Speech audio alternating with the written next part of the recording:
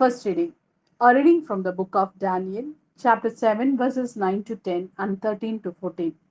While I was watching, thrones were set in place, and one most venerable took his seat. His robe was white as snow, the hair of his head as pure as wool.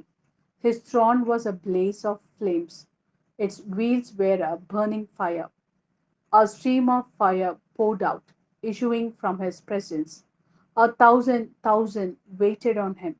10,000 times 10,000 stood before him. The court was in session, and the books lay open.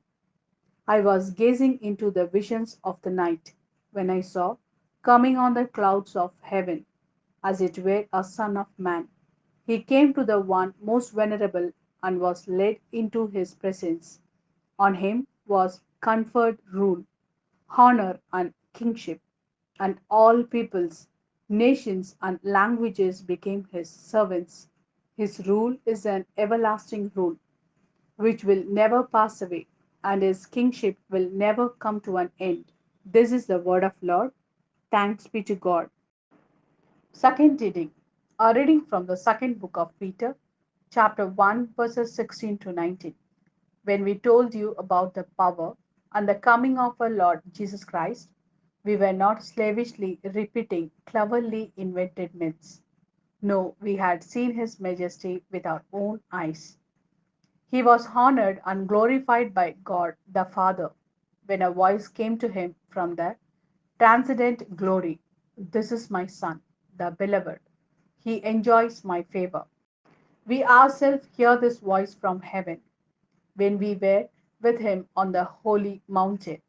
So we have confirmation of the words of the prophets, and you will be right to pay attention to it as to a lamp for lighting a way through the dark, until the dawn comes and the morning star rises in your minds. This is the word of Lord. Thanks be to God. A reading from the Gospel according to St. Luke, chapter 9, verses 28 to 36. Now, about 8 days after this had been said, he took with him Peter, John, and James, and went up to the mountain to pray. And it happened that, as he was praying, the aspect of his face was changed, and his clothing became sparkling white. And suddenly there were two men talking to him.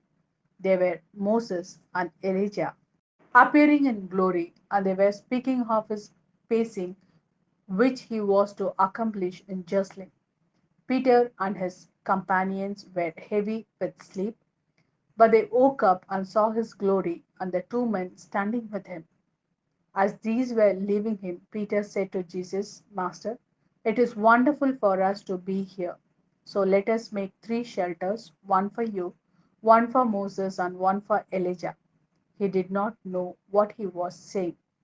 As he was saying this, a cloud came and covered them with shadow. And when they went into the cloud, the disciples were afraid. And a voice came from the cloud saying, This is my son, the chosen one. Listen to him. And after the voice had spoken, Jesus was found alone. The disciples kept silence and at that time told no one what they had seen.